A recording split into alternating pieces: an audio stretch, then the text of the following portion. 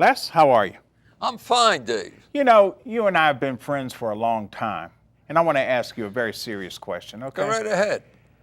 I've been watching the way you and your wife operate at home and some of the things that you do, and I kind of like it. And I was thinking that when I get married and in a relationship, I'm going to try to do the same things that I watch you do with your wife. Do you think that that will work for me in my relationship? Well, Dave, I'm 76, and my missus, who's a person of color, is 13 years my junior. We're not in the same area and of age, and therefore there's many things that I'll see differently than you will. In other words, I can't get you to see through my eyes and look at the world. So you're saying that if I plan to mimic what you're doing with your wife, it probably wouldn't work with me and mine? Well, there's a very serious concern whether it would. And that's what we're talking about today with The Conscience Presents. Is it possible for a city, the city of Pittsburgh, to bring a model program from another city and expect it to work in this city when our demographics, the geography of our area compared to the area that we're bringing the model program from? Can we make a program work, such as the case with the Pittsburgh Initiative to Reduce Crime? Today on the show, you see we have our friend Mr. Lester Ludwig, the Conscience Group Chief Investigator, and myself. Grab your pencils, grab your pen. We're going to make you aware of just why you should know why the Pittsburgh Initiative to Reduce Crime is not going to work the same way as that Boston Miracle, as they call it. So get ready, get set, and let's go, as we're going to talk to you about this new crime program. And second on the show, we're going to bring to you a young brother from Africa. He's going to show you a new idea that he has to bring a cultural influx to this city and help us all grow in the spiritual realm of what it is that's going on across the waters, and bring a little bit right here to Pittsburgh. All this coming up on The Conscience Presents. I'm Dave Adams. Get your pencils and paper. We're ready to get busy. We'll be right back.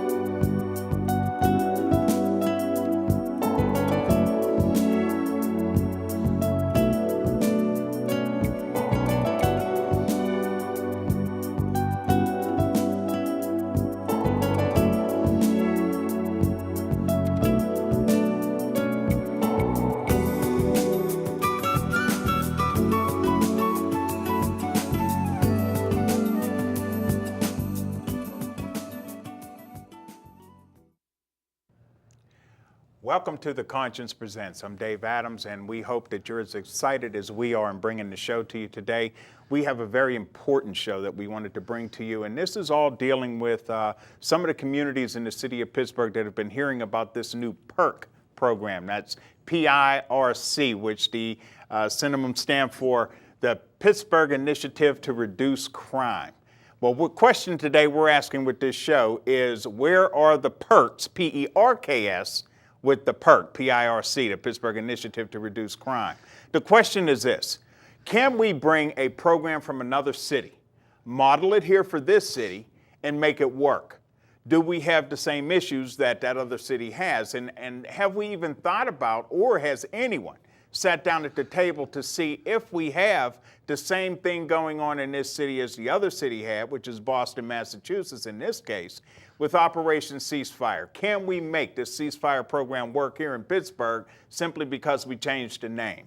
And today, to help me discuss this with you, we're bringing in our chief investigator, Mr. Lester Ludwig. Lester, I want to welcome you to the show. Pleasure You're to be here. You're here all the time, and we work together quite a bit, and I thought that this was something we had been working on for the course of actually about 2 years now. We've been working on this since my campaign to run for city council, and Mr. Burgess at first mentioned that he was interested in bringing this in. We kind of had already looked at it, and we thought that there might be a few issues with that. And so we wanted to bring awareness to the people of the city of Pittsburgh to understand exactly what's going on with this program, because people are calling us now, and you got a number of calls, I got a number of calls, and people want to know, what is this program all about and how does it work? So we want to help people get through that. And so one of the ways and one of the things that we did was we had to get information, which is power, as I always say, information is power.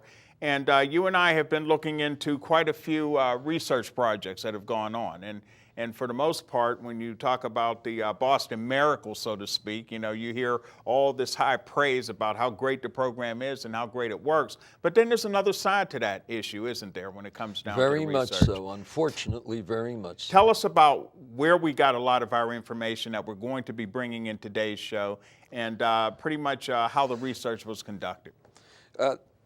There's an organization in Washington, D.C. called the Justice Policy Institute, and their goal is to reduce incarceration. And what they did was they brought together roughly 22 research groups that looked at a period of 20 years and 17 attempts to do what you're talking about. And unfortunately, while there were a few successes, but most of the time there were failures, and in some cases it was even counterproductive. Made it worse. 22 researchers, you said, that took place in this this research guide, pretty much is what it is. It talks about how the program has been tried in other cities. Is that correct? Oh, that's right. 17 cities over a period of 20 years. And this is the same program that we're modeling, this Pittsburgh Initiative to Reduce Crime. Exactly. Now, the two major cities that are discussed is Los Angeles and Indianapolis, correct? Yes. Indianapolis and Los Angeles, I Yes. believe. And so when we were looking at this, we started seeing quite a few things that were going on with this program. And this is where we want you to get your pens and pencils and just kind of sit down and jot down information that you think is important to you, that Les and I came through with. And Les, when you and I started looking at this quite a few years ago in our investigation that we had conducted in 6 counties, and Allegheny County being one of the counties that we were focusing in at the time, we had a problem finding what we're looking at and calling gangs, correct?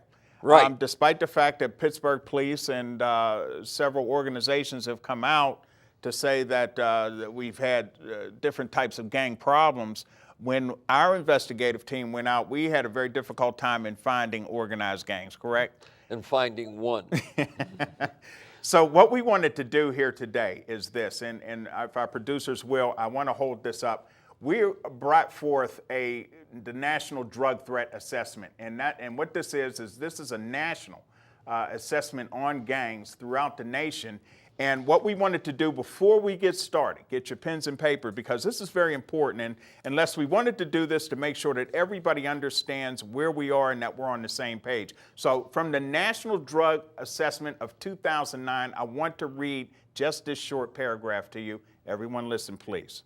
One of the greatest impediments to the collection of accurate gang-related data is the lack of a national uniform definition of a gang. Unless that's a problem, isn't it? Yes, it because is. in Allegheny County Sheriff's Department may be calling a gang one thing, and the Pittsburgh Police calling the gang something else, exactly. Correct? The One Vision, One Life community service organization may be calling the gang one thing and somebody else calling it something different. Exactly. So for the sake of this show, and what we wanted to do is to make sure that you out there watching this show begin to understand what is a definition of a gang, so that all of us, as we begin to listen to the rhetoric that is coming out behind this program and even other initiatives down the road, that you understand what they're talking about when we say gang. And this definition should be the definition that should be incorporated by everyone from this point on if we're going to be identifying anybody in this city as a gang member, as a gang organization, or anything else. So please follow with me. The definition of a gang, according to the this would be the National Alliance of Gang Investigators Association, which is a national group, defines a gang as this. A gang is a group or association of 3 or more persons with a common identifying sign, a symbol, or a name who individually or collectively engage in criminal activity that creates an atmosphere of fear and intimidation. Another obstacle in the collection of gang-related data is the denial that there is a gang presence. And this would be a denial by the local officials in some jurisdiction who don't want to say that there are gangs, because there are areas where we do have gangs. But we need to understand what kind of gangs we're talking about and how do we break them down to begin to identify what sort of a gang problem that we have. And this is the way it's done. Gangs are also defined by geographic areas in which they operate. Local gangs, also called neighborhood-based gangs, keep that in mind, okay? They operate in single locations. Single locations. Local gangs usually have no direct ties to a drug trafficking organization or other criminal organizations. Now, the next level up would be regional gangs who operate in multiple locations within a region. These gangs communicate and associate with gang members in other locations to a varying degree. Regional gangs typically are organized more formally and have more members than our local and those street and neighborhood gangs, Les, okay? So when we look at the regional gangs, we see just a little step up. It's a move up where you have more members, you have more organization that are coming through, okay? So members of regional gangs may maintain ties to drug trafficking organizations and other criminal organizations operating in the United States. And then you have your national gangs. National gangs typically have several hundred to several thousand members nationwide who operate in multiple regions. They may have cells in foreign countries. They have members who assist the U.S.-based gangs in further developing the association with drug trafficking organizations and other criminal organizations in those countries. The organizational structures of national gangs vary from loosely linked networks to the cells that form higher hierarchies. So we're looking at something like, I think we had motorcycle gangs that reached that level, that were nationwide, and bringing in those type of things. So when we start talking about collecting data, when we start talking about identifying people and organizations as gangs, and we better make sure that we're on track, because one of the biggest problems we see that comes out of these initiatives, and one thing that happened in Boston, is that when you begin to label gang problems as a target, then you're not only going to grab up those who are in gangs, but you're also going to grab up those who are not in gangs simply by association. And what's the danger behind that, Les? Well, the marginal youth, and usually below the age of 16, have a tendency to be more violent. Mm-hmm. So therefore, if you include them into the heart of the gang, you're literally increasing the size of the problem. Now, there's a point of maturation meaning that, hey, kids grow up, their ideas change of what it is they want from life, and from 19 up, there's a tendency to withdraw from gangs. Mm-hmm. Now, the problem that we're faced with here in Pittsburgh is a danger. We've already spent $200,000, and we're going to spend a hell of a lot more than that by the time we get done with a period that's unknown at this point. Correct. But probably it could even go out as far as 4 or 5 years. Mm-hmm. And when you make a commitment to do that as an official of a city, you have to really be responsible to the electorate. Now, I happen to be a candidate for mayor besides being your investigator, and I'm saying that because 17 years and 20 attempts have shown that these programs don't duplicate directly, that there's a very serious question here as to whether or not Luke Ravenstall is in the do-something mold. What's the do-something mold, David? Okay. When there's a spike in deaths, like we had last year, 120-some deaths. Correct. What happens? Everybody starts to holler and scream. So therefore, I've got to do something. That's where the phrase comes from. And doing something sometimes leads us to do what? To pick out a program, whether it is a known workable program that can be duplicated in Pittsburgh or not. But we're going to do something. And there goes the money.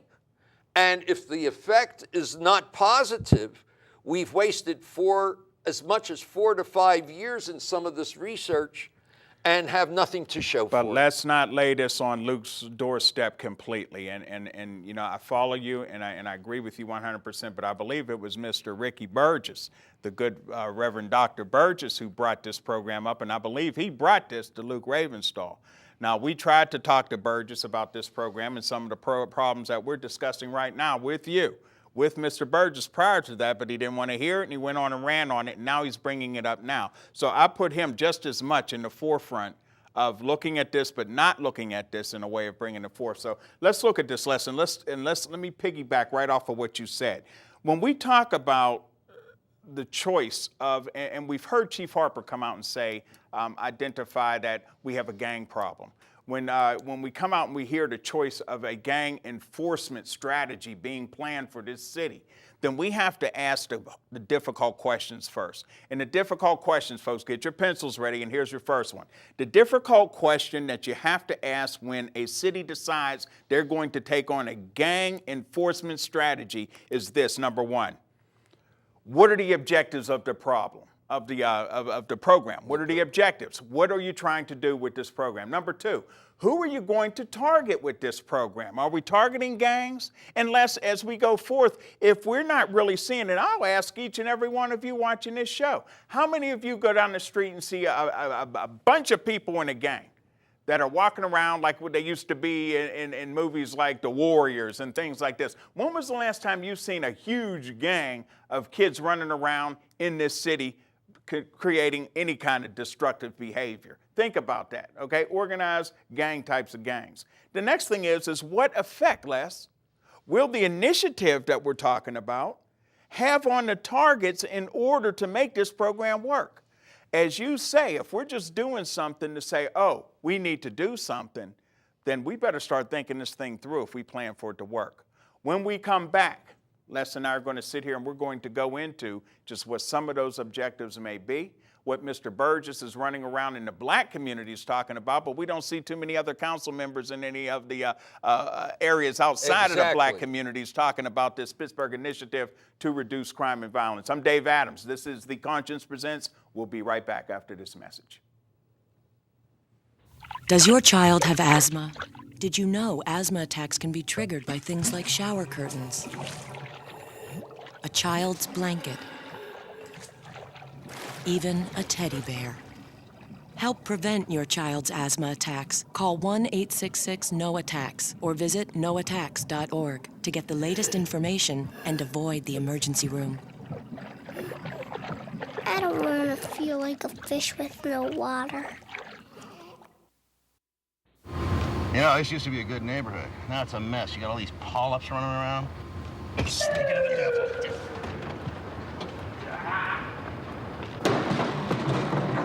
Colon cancer almost always starts with the polyp.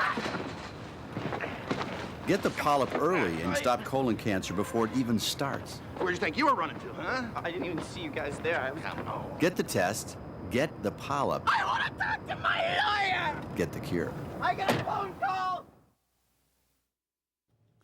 Welcome back to The Conscience Presents. We hope you are enjoying this show because it's all about knowing. Information is power. I always share with my team, and anybody that knows me knows that that is a philosophy that the Conscience Group tries to live by.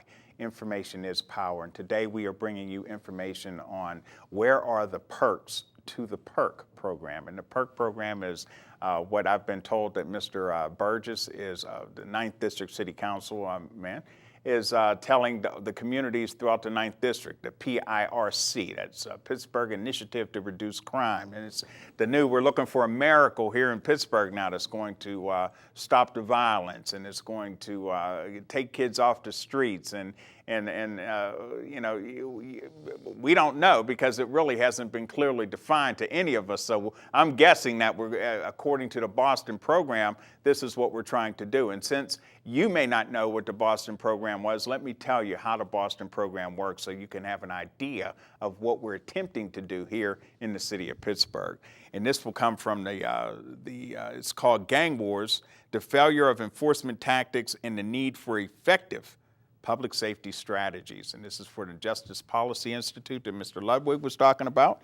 And Boston's Operation Ceasefire is considered an example of one of the best examples of a gang enforcement strategy, because one of the things that was fantastic about the program when it started off as a pilot program in Boston is that it had very clear objectives, which means that they knew what they were going to go after. And those questions I asked just before we took the break: what is the overall objective of the program? Who is the program going to target? Who are they focused on? And then what are the initiatives? What effect would those initiatives have on those people who were focused in the program? So let's look at this. In Operation Ceasefire, which is the name of the program, it targeted youth. And those youth were told that, first of all, it was the overall objective of the initiative was that it would reduce gun violence in the city of Boston. That's what the overall objective was to reduce gun violence. And I think that's what we want to do here, right, Les? Absolutely. So what they did was they targeted youth. And the youth were told that any further acts of violence would place them and their gangs under heightened law enforcement scrutiny. Now, what does that mean? They were offered support and services from other organizations who were brought in to offer what we would later learn was called carrots. Carrots and sticks. And carrots and sticks. And Les is going to talk about that a little more as we go forth into this show. But as we go forth, so they were offered support and services designed to facilitate the transition from gang activities to other activities. Now, when you start looking at, okay, well, how are you going to do that? Here's a kid that, wants to do this, wants to do that. He may be, really down, low self-esteem, and now he joins a gang to give him a feeling of confidence and have a camaraderie around him and a brotherhood. And now you're saying that we're going to offer some service that's going to take and transition him from that state of mind to a state of mind that he doesn't want to be a part of that culture. And that's a very difficult thing to do, isn't it, Les? Let's talk about some of those carrots and do these carrots and it does this because as we went forth, we heard Mr. Kennedy say in October, I believe, when Mr. Burgess unveiled this plan at City Hall. And Mr. Kennedy stood up in front of the cameras and he told us, oh, this is not hug a thug. We're going to tell these guys that they're going to do this, or we're going to lock them up and we're going to throw away the key and blah, blah, blah, blah, blah. But Les, when we talk about now and we begin to see that we have all of our usual suspects in the Pittsburgh community, the Center for Victims of Crime and Violence, we see BPEP, we see the Coalition Against Violence, we start to see community empowerment, One Vision, One Life. All these groups now are starting to form to get themselves in line and line up for obviously what's going to be the carrot part of offering this transition. Does that work? Can you threaten a kid who may join a gang out of despair or out of a sense of low self-esteem? What has the evidence shown us when it comes down to this type? Well, in Boston, it showed that it was successful.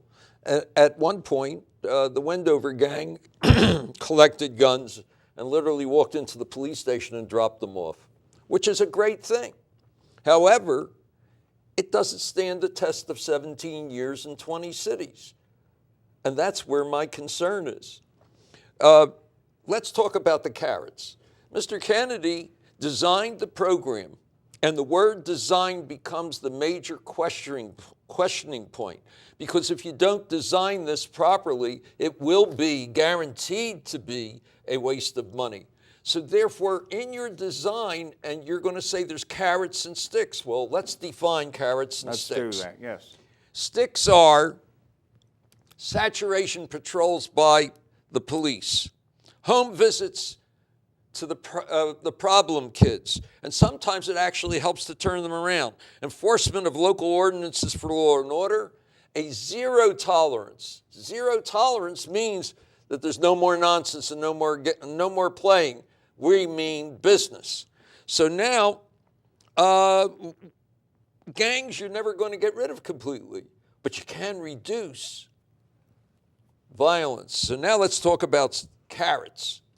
Carrots, as you've said, are the programs from the overall general community that help support the gang member who may want to get out. He may be seeking a different life. Would this be coming from organizations outside of the police department now Yes. we're talking about? Yes. So this is where our so-called quote-unquote community empowerments and our BPEPs and all these organizations we have in the city Right. would come in to offer these services. Right, but David, let's go back a step. Essentially, what happened was that Kennedy, according to this literature, had the carrots in there. He planned for them, but he didn't plan the time for them to get up and be active. So the first thing we have to do is time sequence every step. Now, we've had this long waiting period to collect data before the program starts. Then we're going to have during the program and then after. And as I say, depending on what the design is, it may go out for 4 to 5 years. So now, if it takes an average of 6 months for community empowerment to take hold and you don't program for it, you've already shot a major portion of the program in the leg, and it becomes strictly a suppression program. So you're sending a message out that you were not going to tolerate it, but you have nothing to offer on the back end because resources, strategies, you may not be set on the back end, on the carrot side, so to speak. Right. So here you have your police officers ready to go in and lock them up and throw away the key, but you have no transition for the kids who may want to get out. And there's a point that comes up in this cycle of thinking that really damages the original input, the original design. And that is that repeatedly in the literature from the justice group, it shows up as police not willing to do anything but suppression. And therefore, it gets to the point of being counterproductive, and the kids say, it's me versus them, and therefore I'm going to stick with my gang. We found two things that I thought were very important when we started looking at some of the research from the Pittsburgh or from the ceasefire program that we thought was very important when we start considering this. Is number one, when we start looking at a program model that's going to come in from one place to the other, we have to look at the differences between a Boston and a Pittsburgh. And when we looked at just a few of the differences between our two cities, I believe Mr. Burgess said that we're so similar and we're almost the same, that he said. But there's some very significant differences between Boston and Pittsburgh. Give me a couple, Les. Well, Boston is a seaport city, so therefore there's an international side. Meaning what? Meaning, since a lot of drugs come in buried in containers on ships, they actually probably have a bigger drug problem. But our problem here is that we're a hub for drug distribution, both in and outbound. And until we do something about that issue, whether it's gang related or not, and there's a serious question as to whether there are any gangs, the climb is this way statistically, and going back as far as 68 until now, if you lay a ruler on it, yes, there's